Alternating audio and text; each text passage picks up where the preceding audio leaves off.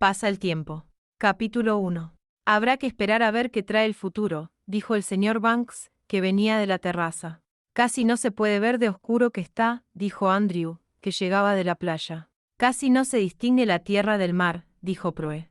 ¿Dejamos encendida la luz?, dijo Lily mientras se quitaban los abrigos en el interior. No, dijo Prue, no si estamos todos. Andrew, gritó Lily, apaga la luz del recibidor. Una tras otra se apagaron todas las luces, excepto la del señor Carmichael, a quien le gustaba quedarse despierto un buen rato, leyendo a Virgilio, y cuya vela seguía ardiendo un rato después de que las demás se hubieran apagado. Capítulo 2. Cuando todas las velas se hubieron apagado, la luna se ocultó, y con el tabaleo de una lluvia muy fina sobre el tejado descendió una inmensa oscuridad. Nada, se diría, podría sobrevivir a esta inundación, a esta profusión de oscuridad que, introduciéndose por los ojos de cerraduras y grietas, por debajo de las persianas, penetraba en los dormitorios, se tragaba aquí una jarra con su palangana, allí, un jarrón de dalias amarillas, y más allá, las nítidas aristas y la mole de una cómoda. No solo eran los muebles los que se disolvían, y se aventuraban a entrar. Casi podían verse con la ayuda de la imaginación, entrando en el salón, preguntando, admirándose de todo, jugando con las rotas de la papelera, por las flores, por los libros, todos abiertos para ellos, que acaso se preguntarían a su vez, ¿son aliados estos vientos? ¿Son enemigos? ¿Cuánto tiempo resistirían el sufrimiento? Estrella que luciera de repente, o la luz de un barco errante, o del faro incluso, cuya pálida huella caía sobre la escalera y la estera, y la luz hacía subir las escaleras a los vientecillos, que investigaban en las puertas de los dormitorios. Pero seguro que ahí tenían que detenerse. Aunque todo lo demás pereciera y desapareciera, aquí había algo permanente. Aquí se les podría decir a esas luces escurridizas, a esos aires torpes, que alientan y se ciernen sobre las propias camas, aquí hay algo que no podéis tocar ni destruir. Tras de lo cual, cansados, fantasmales, como con dedos de pluma, y con la delicada insistencia de las plumas, mirarían una sola vez a los ojos cerrados, a los dedos apenas flexionados, se recogerían la ropa, y, cansados, desaparecerían. Así, investigando, rozando todo, llegaban hasta la ventana del rellano, hasta los dormitorios del servicio, hasta los cuartos del ático, descendían, descoloraban las manzanas de la mesa del comedor, se enredaban con los pétalos de las rosas, juzgaban el dibujo del caballete, rozaban la estera, y traían un soplo de arena al suelo. Al cabo, desistían a la vez, y cesaban de moverse a la vez, suspiraban a la vez, y, a la vez, exhalaban su suspiro de queja carente de sentido, al que contestaba la puerta de la cocina, que se abría de par en par, para dar paso a la nada, dando un portazo. Aquí, el señor Carmichael, que leía a Virgilio, apagaba la vela. Era más de medianoche.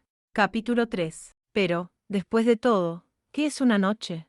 Un espacio muy breve, especialmente cuando oscurece tan temprano, y muy pronto comienzan a cantar los pájaros, los gallos, o a encenderse un débil color verde, o es una hoja la que se da la vuelta en el seno de la ola.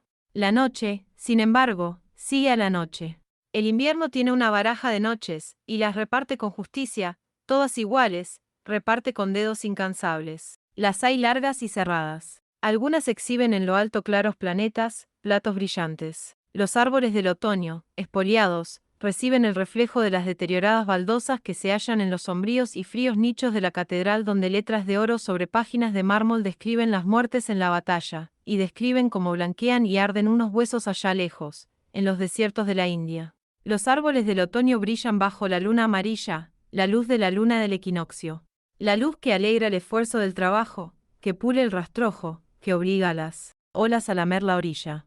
Parecía como si, conmovida por el dolor humano, y por sus fatigas, la divina bondad hubiese descorrido una cortina, y hubiese aparecido tras ella, única, clara, una liebre erguida, o bien la ola que rompe, o la barca que se mece, todas ellas son cosas que, si lo mereciéramos, deberían ser nuestras para siempre. Pero, ay, la divina bondad tira del cordón y corre la cortina, no le agrada, oculta sus tesoros con un diluvio de granizo, y tanto los rompe y confunde que parece imposible que puedan regresar a la calma, o que podamos recomponer con los fragmentos un todo perfecto, o que leamos en esos fragmentos, arrojadas con los desperdicios, las claras palabras de la verdad. Nuestro dolor merece solo una visión fugaz, nuestras fatigas, una tregua.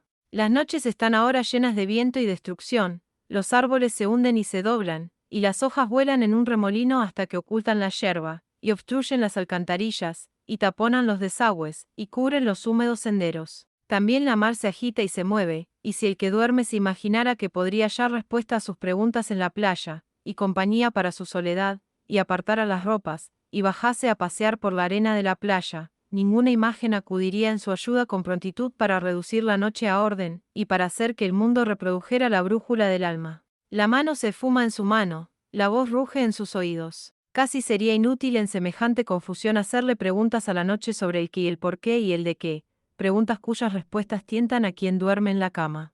El señor Ramsay trastrabillando por un pasillo extendía los brazos una oscura mañana, pero la señora Ramsay había muerto de repente la noche anterior. Nadie recibía su abrazo. Capítulo 4. De forma que irrumpían esos aires perdidos en la casa vacía, las puertas estaban cerradas, y los colchones, recogidos, los aires eran la vanguardia de ejércitos poderosos, rozaban los desnudos aparadores, mordisqueaban, abanicaban, no hallaban en los dormitorios ni en el salón nada que los detuviera, solo papeles desprendidos que se movían, madera que rechinaba, las desnudas patas de las mesas, platillos y porcelana sucia, deslucida, desportillada.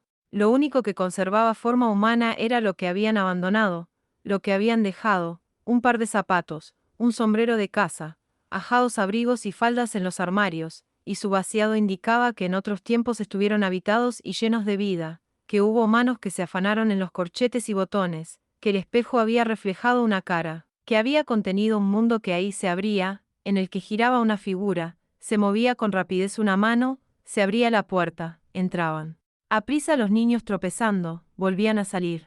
Ahora, un día tras otro, la luz devolvía, como flor que se reflejara en el agua, su clara imagen en la pared de enfrente. Solo las sombras de los árboles, que florecían en el viento, presentaban sus respetos. Sobre la pared y durante un fugaz momento ensombrecían el charquito en el que se reflejaba la propia luz, o los pájaros, al volar, hacían que cruzara lentamente el suelo del dormitorio una delicada manchita. Reinaban el amor y la quietud, y juntos componían la propia imagen del amor, una imagen despojada de vida, solitaria como un charco al atardecer, lejano, visto desde la ventana de un tren, y que tan aprisa se desvanecía que, blanco de crepúsculo, aunque se le llegase a ver, apenas era despojado de su soledad. El amor y la quietud se daban la mano en el dormitorio, y, entre jarras, cubiertas y sillones enfundados, ni siquiera turbaban aquella paz la impertinencia del viento o la húmeda nariz de los aires marinos, que rozaban, olisqueaban, repetían, reiteraban las preguntas: ¿desaparecéis? ¿Morís? Tampoco turbaban la indiferencia, el aire de pura integridad, como si las preguntas que hacían apenas exigieran respuesta de ellos. Nos quedamos. Nada, al parecer, podía romper aquella imagen, corromper aquella inocencia, o turbar el inestable manto de silencio que, una semana tras otra, en la habitación vacía, se entretejía con los tenues trinos de los pájaros, con las sirenas de los barcos, con el murmullo y zumbido de los campos que envolvían la silenciosa casa, el ladrido de un perro, el grito de un hombre. Solo una vez una tabla cayó en el rellano, en medio de la noche, con estruendo, con desgarro, como, tras siglos de quietud, se desgaja una piedra del monte, y se arroja rodando ruidosamente al valle. Un pliegue del chal se había desprendido y se movía de un lado a otro. Luego regresó la paz, se estremecieron las sombras, y la luz de nuevo se inclinaba para adorarse a sí misma en la pared de la habitación, cuando aquí que la señora Macnabb, tras rasgar el velo del silencio con manos que habían frecuentado la tabla de fregar, lo hizo trizas con zapatos que rechinaban sobre la gravilla, venía, como le habían ordenado, a abrir las ventanas, y a limpiar el polvo de las habitaciones. Capítulo 5. Cantaba mientras se bamboleaba, porque se movía como un barco en la mar, y miraba con enfado de reojo, no miraba de frente, sino de reojo, con una mirada que censuraba el desdén y la ira del mundo. Era una ignorante, lo sabía, mientras se agarraba a la balaustrada, y subía con fatiga las escaleras, y mientras pasaba de una habitación a otra, cantaba. Frotaba el vidrio del espejo grande, y seguía mirando de reojo, enfadada, su figura que se movía de un lado a otro. De sus labios salía un sonido, algo que había sido alegre 20 años antes, acaso sobre los escenarios, que se había tarareado, y se había bailado, pero ahora, que procedía de la desdentada mujer de la limpieza con su gorrito, había sido despojado de todo significado. Era como la voz de un humor ignorante, persistente, pisoteado, pero erguido de nuevo, de forma que mientras se movía de un lado a otro, al limpiar el polvo, al fregar, parecía decir que la vida consistía en una única y prolongada tristeza, que todo se reducía a levantarse y acostarse, a sacar cosas y guardarlas. No era un mundo cómodo ni fácil, bien que lo conocía desde hacía 70 años. Estaba vencida de cansancio. ¿Cuánto tiempo?, se preguntaba, dolorida, gruñendo, de rodillas, bajo la cama, limpiando el polvo de los muebles. ¿Cuánto tiempo durará esto? Pero al momento se ponía de nuevo en pie con torpes movimientos, cogía fuerza, y de nuevo con la mirada de reojo, que se desviaba de sus propios ojos e incluso de su cara, y de sus penas, se erguía y se miraba en el espejo, sonriendo sin motivo, y comenzaba de nuevo el cansado ir y venir, el trastrabillar, cogiendo esteras, sacando la porcelana, mirando de reojo el espejo, como si, después de todo, tuviera sus consuelos, como si se hubiera enredado en su elegía alguna incorregible esperanza. Seguro que hubo momentos de felicidad ante la tabla de lavar, con sus hijos, aunque 2 habían sido naturales, y uno la había abandonado, en el bar, bebiendo, rebuscando en los cajones. Debe de haber habido alguna fisura en la oscuridad, algún venero en la profundidad de la oscuridad con luz suficiente para desfigurar su cara sonriente en el espejo, y hacer, de vuelta al trabajo, que musitara una vieja canción de music hall. Mientras tanto el místico y el visionario paseaban por la playa, removían un charco, miraban una piedra, se preguntaban, ¿qué soy? ¿Qué es esto? De repente recibían una respuesta, aunque no sabían cuál era, de manera que había calor en su hielo, y comodidad en su desierto. Pero la señora McNabb continuaba bebiendo y cotilleando como siempre. Capítulo 6. La primavera, a la que no le quedaba una hoja por echar, desnuda y deslumbrante como una virgen que defendiera su castidad, desdeñosa a causa de su pureza, se había posado sobre la campiña con los ojos abiertos y vigilantes sin cuidarse de lo que hicieran o pensaran los que miraban. Proeramsi, del brazo de su padre, se había casado ese mayo, qué más apropiado, decía la gente. Y agregaban, qué hermosa estaba. Al acercarse el verano, al alargarse las tardes, imaginaciones de la más extraña clase visitaban a los despiertos, a los esperanzados que paseaban por la playa, que turbaban la calma del charco, carne que se convertía en átomos que se llevaba el viento, estrellas que rutilaban en sus corazones, acantilados, mar, nube y cielo reunidos intencionadamente para asociar exteriormente las partes desperdigadas de la visión interior. En esos espejos, las mentes de los hombres, en esos charcos de aguas inquietas, donde las nubes se mueven de forma incesante, y se forman las sombras, persistían los sueños, y era imposible oponerse a la extraña insinuación que cada gaviota, árbol, hombre y mujer y aun la blanca tierra parecían manifestar, pero lo retirarían si se les preguntaba una sola vez que el bien triunfa, que prevalece la felicidad, que reina el orden, u oponerse el extraño impulso de querer ir de un lado a otro en busca del bien absoluto, de algún cristal precioso, lejos de los placeres conocidos y de las virtudes familiares, algo ajeno a los procesos de la vida hogareña, único, duro, luciente, como un diamante en la arena, que volviera confiado a su posesor.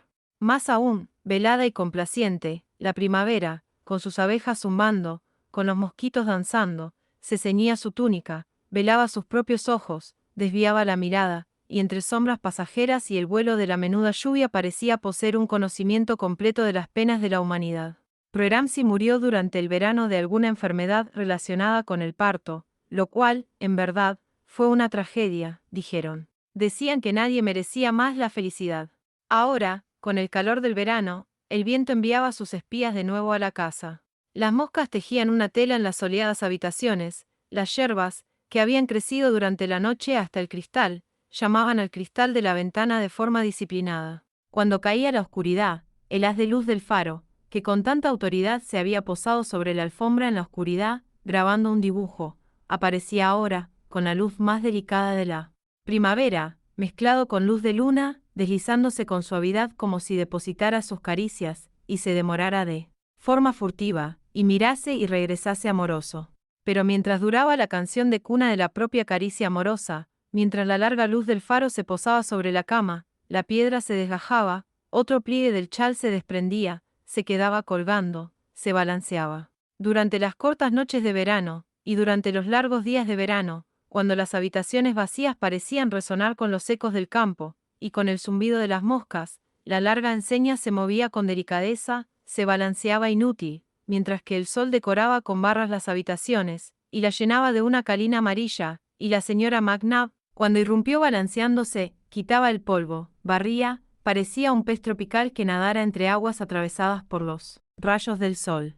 A pesar del sueño y el sopor, por fin llegaban al final del verano los sonidos ominosos como golpes calculados de martillos que cayeran sobre fieltro, que, con su repetido golpear, terminaran por desprender aún más el chal, y por agrietar aún más las tazas de porcelana. De vez en cuando tintineaba en la alacena algún vaso, como si una voz de gigante hubiese chillado tanto en su agonía que las copas de alguna alacena hubiesen vibrado también. Todo quedaba en silencio de nuevo, y entonces, noche tras noche, y a veces a plena luz del mediodía, cuando las rosas lucían, y la luz reflejaba su sombra en la tapia con nitidez, parecía descender sobre este silencio, esta indiferencia, esta integridad, el golpe sordo de algo que caía. Estalló una granada. Murieron 20 o 30 jóvenes en Francia, entre ellos, Andrew Ramsay. Su muerte, misericordiosamente, fue instantánea. En esta estación del año, quienes habían bajado a la playa a pasear y a preguntar a la mar y al cielo qué mensaje enviaban, o qué visión confirmaban,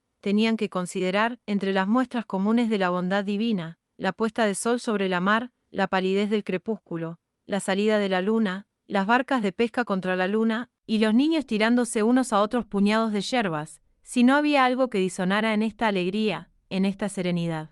Estaba la silenciosa aparición del navío de color ceniciento, por ejemplo, venía, se iba, había una mancha púrpura sobre la delicada superficie de la mar, como si algo hubiera hervido y se hubiera desangrado abajo, invisible, en el interior.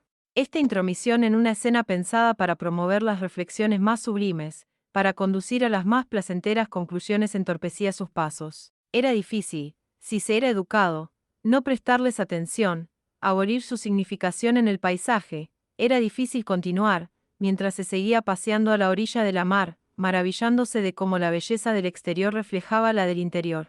Complementaba la naturaleza los avances del hombre. ¿Concluía lo que había comenzado?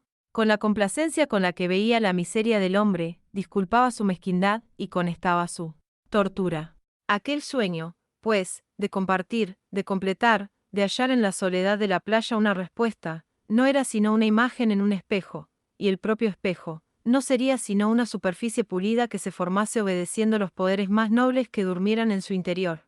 Impacientes, indecisos entre irse o quedarse, porque la belleza ofrece sus atractivos, su consuelo pasear por la playa era imposible, la contemplación era insoportable, el espejo estaba roto. El señor Carmichael publicó un libro de poemas en primavera, y tuvo un éxito sorprendente. La guerra, decían, había reavivado el interés por la poesía. Capítulo 7. Una noche tras otra, verano a invierno, el suplicio de las tormentas, la quietud de flecha del buen tiempo, mantenían su diálogo sin interferencia. Atendiendo, si hubiera habido alguien que escuchara, desde las habitaciones de arriba de la casa vacía podría haberse escuchado solo un gigantesco caos enhebrado de relámpagos, cayendo, derribándose, mientras vientos y olas jugaban como bultos amorfos de leviatanes cuya frente careciese de la luz de la razón, que se subiesen los unos encima de los otros, y alborotasen y se moviesen en la oscuridad o a plena luz del día, porque noche y día, mes y año se precipitaban unos sobre otros, en confusas formas, dedicándose a juegos idiotas, hasta que tal parecía que todo el universo luchase y se tambalease, en brutal confusión y en insolente e inmotivada lascivia. En primavera, los jarrones del jardín, llenados al azar con plantas traídas por el viento, estaban tan alegres como de costumbre. Hubo violetas y narcisos, pero la quietud y el resplandor del día eran tan extraños como el tumulto de la noche, con los árboles ahí erguidos, y las flores, mirando ante ellos, mirando hacia arriba, y sin ver nada, sin ojos, y tan terribles. Capítulo 8. Creyendo que no hacía nada malo, porque la familia no vendría, nunca más, y la casa la venderían para San Miguel, la señora McNabb se agachó para coger un ramo de flores, para llevárselo a casa. Las dejó sobre la mesa mientras limpiaba el polvo. Le gustaban las flores. Era una pena dejar que se marchitasen. Si se vendiese la casa, se quedó en pie con los brazos en jarras ante el espejo. Habría que cuidarla, seguro. Todos estos años los había pasado sin una sola alma en ella. Los libros y las cosas estaban mohosas, porque, Con lo de la guerra, y lo difícil que era conseguir ayuda de nadie, la casa no se había limpiado como a ella le habría gustado. Hacían falta más fuerzas que las de una sola persona para ponerla en orden. Ella era demasiado vieja. Le dolían las piernas. Habría hecho falta poner los libros al sol, sobre la yerba. En el recibidor había caído yeso, el canalón de desagüe. De la lluvia se había obstruido sobre la ventana del estudio, y había dejado entrar agua. La alfombra estaba estropeada, mucho. Pero deberían haber venido, deberían haber enviado a alguien. Porque había ropa en los armarios, habían dejado ropa en todos los dormitorios. ¿Qué tenía que hacer con la ropa? Estaba apolillada, lo de la señora Ramsay. Pobre señora. Nunca volvería a necesitar sus cosas. Había muerto, le habían dicho, hacía algunos años, en Londres. Aquí estaba el viejo guardapolvo gris que se ponía para trabajar en el jardín. La señora McNabb lo tocó. Todavía la veía, cuando venía por el camino con la colada, inclinada sobre las flores. Daba pena ver el jardín ahora, todo abandonado, y los conejos mirándote desde los parterres. La veía con el guardapolvo, siempre con un niño. Había botas y zapatos, y había un cepillo y un peine en el tocador, como si fuera a venir al día siguiente. Había muerto de forma repentina, dijeron. Una vez iban a venir, pero lo pospusieron, con lo de la guerra, y con lo difícil que era viajar en aquellos momentos. Solo le mandaban el dinero, pero no escribían, no venían, y querían encontrar las cosas como las habían dejado. Ah, sí. Los cajones de las tocadores estaban llenos de cosas, los abría, pañuelos, cintas. Sí, veía a la señora Ramsay cuando subía por el camino con la colada. Buenas tardes, la señora McNabb, solía decir. La trataba bien, les caía bien a las niñas. Pero, sí, habían cambiado muchas cosas desde entonces. Cerró el cajón. Muchas familias habían perdido a sus seres más queridos. Ella había muerto. Al señor Andrew lo habían matado. Miss Prue también había muerto, decían, al dar a luz, pero todo el mundo había perdido a alguien durante estos años. Los precios habían subido de una forma lamentable, y no bajaban. Sí que la veía todavía con aquel guardapolvo gris. Buenas tardes, la señora McNabb saludaba, y le decía a la cocinera que le ofreciese un tazón de leche. Se daba cuenta de que lo necesitaba, cargada con la pesada bolsa por toda la cuesta desde el pueblo. Todavía la veía, inclinada entre las flores, y cruzaba las paredes del dormitorio, el tocador, el lavabo, desvaída e intermitente, como un rayo amarillo o el círculo al final del telescopio, una dama con un guardapolvo gris, inclinada entre las flores, y la señora McNabb trastabillaba y se movía mientras quitaba el polvo, mientras ordenaba las cosas. ¿Cómo se llamaba la cocinera? ¿Mildred? ¿Manan? Algo parecido. Ay, se le había olvidado, como se le olvidaban las cosas. Temperamental, como todas las pelirrojas. Muchos se habían reído juntas. Siempre era bien recibida en la cocina. Les hacía reír, vaya que sí. Las cosas estaban mejor entonces que ahora. Suspiró. Demasiado trabajó para una sola mujer. Movía la cabeza hacia acá, hacia allá. Este era el cuarto de los niños, pero estaba húmedo, vaya, se caía la pintura. ¿Por qué colgaron el cráneo de ese animal ahí? También estaba mohoso. Había ratas en el ático. Había goteras. Pero no hacían nada, no venían. Algunas cerraduras se habían estropeado, las puertas no encajaban. No le gustaría quedarse sola aquí al anochecer. Demasiado para una mujer, demasiado, demasiado. Se quejaba, gruñía. Dio un portazo. Introdujo la llave en la cerradura, cerró, se fue tras haber cerrado, dejó sola la casa. Capítulo 9. La casa se quedó sola, desierta. Se quedaba como una concha en una duna de la playa, para llenarse de granitos de sal secos, ahora que la había abandonado la vida. Parecía que hubiera descendido una prolongada noche, los aires enredadores, juguetones, los aires con olor a marisma, inquietos, parecían haber triunfado. La cazuela estaba oxidada, la estera estaba deteriorada. Habían entrado sapos. Perezosamente, sin propósito definido, el chal se movía a un lado y a otro. Un cardo se había alojado entre las tejas de la despensa. Las golondrinas anidaban en el salón, el suelo estaba sembrado de paja, el yeso se caía a puñados, se veían las vigas, las ratas se llevaban esto o aquello para roerlo tras los zócalos. De las crisálidas nacían mariposas vanesa, pavón diurna, que agitaban su vida contra el cristal de la ventana. Las amapolas se sembraban solas entre las dalias, En el césped ondeaban las altas yerbas, sobresalían alcachofas gigantes por encima de las rosas, un clavel reventón florecía entre los repollos, mientras que el delicado golpear de una yerba contra la ventana se había convertido, en las noches de invierno, en un repicar de sólidos árboles y espinosos brezos que volvían verde la habitación en verano. ¿Qué fuerza podría oponerse a la fertilidad, a la insensibilidad de la naturaleza? El recuerdo de la señora McNabb acerca de una dama, de un niño, de un tazón de leche, había temblado sobre las paredes como el reflejo de una luz, y había desaparecido. Había cerrado la puerta con llave, y se había ido. Era superior a las fuerzas de una sola mujer, había dicho. Nunca venían. Nunca escribían. Había cosas que se pudrían en los cajones, era una verdadera pena dejarlo así, decía. La casa se había echado a perder. Solo el rayo del faro entraba en las habitaciones brevemente, enviaba su mirada fija sobre la cama y la pared en la oscuridad del invierno, miraba con ecuanimidad el cardo y la golondrina, la rata y la paja. Nada los detenía ahora, nada les decía que no.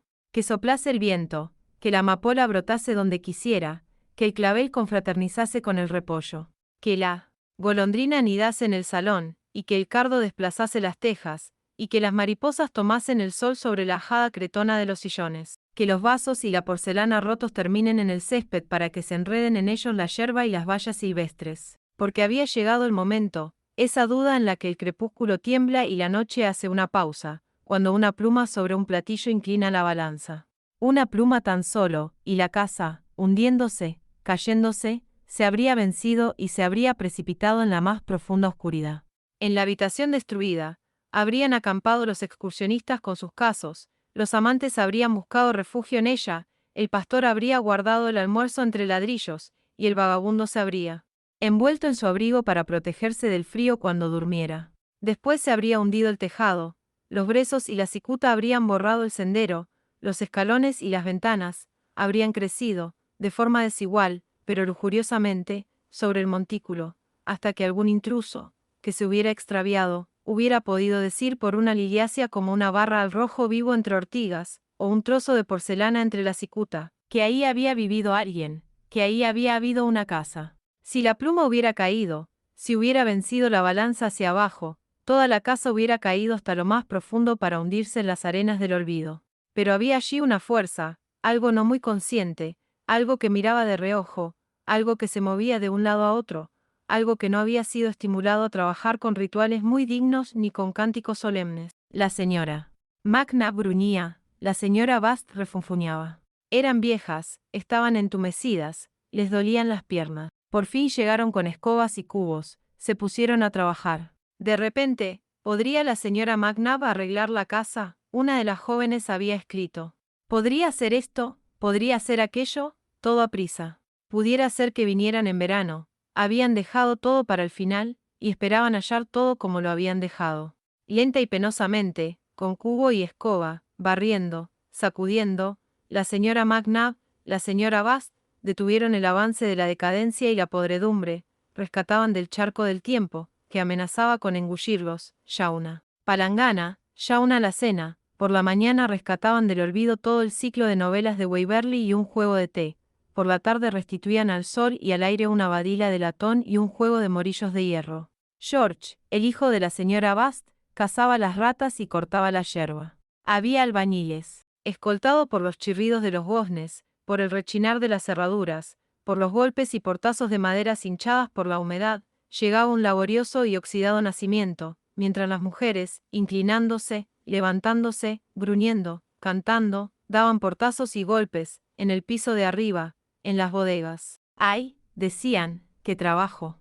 A veces tomaban el té en el dormitorio, o en el estudio, dejaban el trabajo a mediodía, con las caras sucias, y con las viejas manos, deformes, agarradas a los mangos de las escobas. Sentadas en los sillones, contemplaban la magnífica conquista de grifos y bañera, y el triunfo más laborioso, más parcial, contra las largas hileras de libros, antaño negros como ala de cuervo, manchados de blanco ahora, criando en secreto pálidos hongos, secretando furtivas arañas. Una vez más, al sentir el té caliente, se ajustó el telescopio por sí solo a los ojos de la señora McNabb, y en medio de un círculo de luz pudo ver al viejo caballero, flaco como un palillo, moviendo la cabeza, cuando ella venía del lavadero, hablando solo, pensaba ella, en el jardín. Nunca se fijaba él en ella. Habían dicho que había muerto, otros, que era ella. ¿Quién sería? La señora Bass tampoco estaba segura. El joven caballero sí que había muerto. Eso era seguro. Había leído el nombre en los periódicos. Ahora aparecía la cocinera, Mildred, Marian, o un nombre parecido, pelirroja, con mucho carácter, como todas las pelirrojas, pero amable, si sabías tratarla. Muchos se habían reído juntas. Siempre le daba un tazón de leche para Maggie, algo de jamón, lo que hubiera quedado.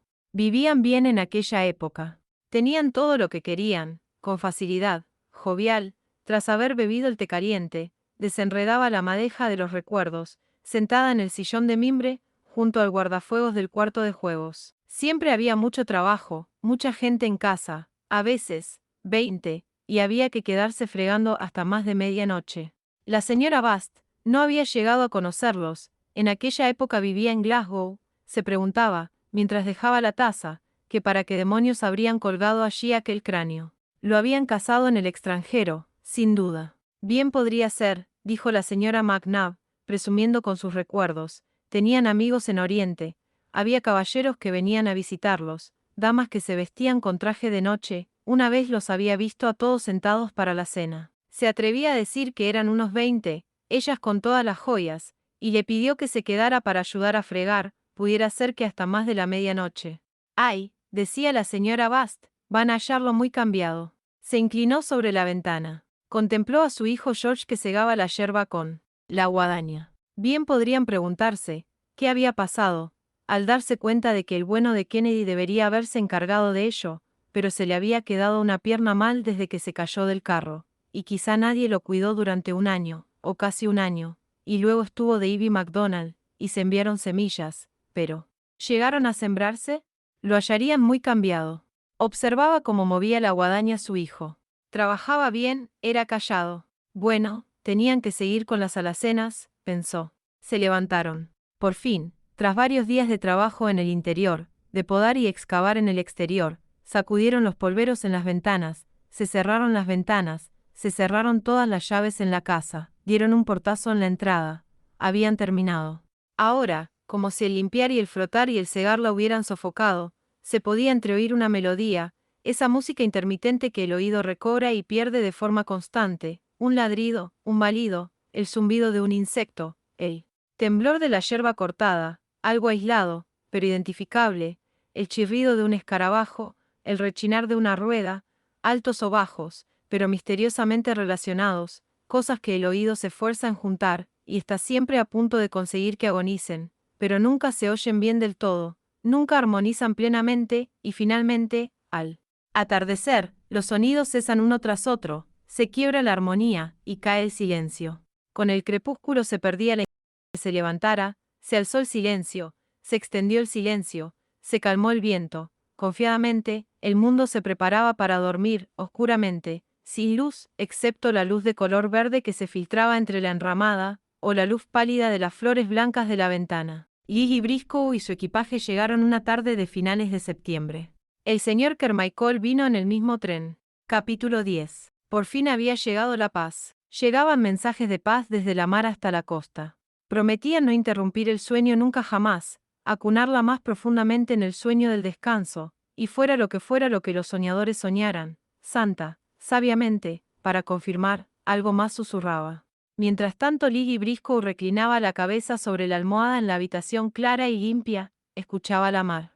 Por la ventana abierta de la habitación entraba el murmullo de la voz de la belleza del mundo, demasiado delicadamente para oír con exactitud lo que decía, pero ¿qué importaba si el sentido era evidente? Y decía con insistencia a los durmientes, la casa estaba llena de nuevo, también había venido la señora Beckwith, y el señor Carmichael, que si de verdad no querían bajar a la playa, podrían al menos levantar la persiana para asomarse a mirar. Verían, si lo hicieran, cómo se extendía la noche de color púrpura, con la cabeza coronada, con el enjollado cetro, y a que se parecería un niño que se reflejara en sus ojos. Y si todavía dudaban, Lily estaba cansada del viaje, y casi se durmió al momento, pero el señor Carmichael leía un libro a la luz de las velas, si todavía decían no, que era vapor ese esplendor suyo, y que el rocío tenía más poder que ella, y seguían prefiriendo el sueño. Pues entonces, con delicadeza, sin queja alguna, la voz cantaría su canción. Con delicadeza rompían las olas,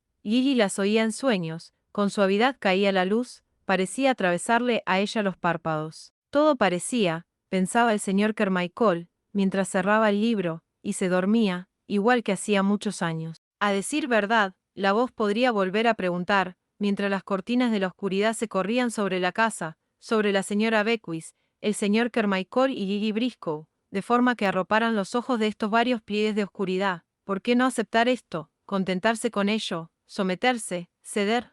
El suspiro de todos los mares rompiendo ordenadamente en torno a las islas los tranquilizaba, la noche los envolvía, nada interrumpiría su sueño hasta que comenzaran los pájaros y el alba a entretejer sus tenues voces en medio de la blancura, hasta que el rechinar de un carro, el ladrido de un perro en alguna parte, rompieran el velo de sus ojos. Gigi Briscoe, estirándose en sueños, se agarró a las mantas, como el que cae se agarra a una mata al borde de un acantilado. Abrió los ojos de par en par. Aquí estaba una vez más, pensó, sentada en la cama. Despierta.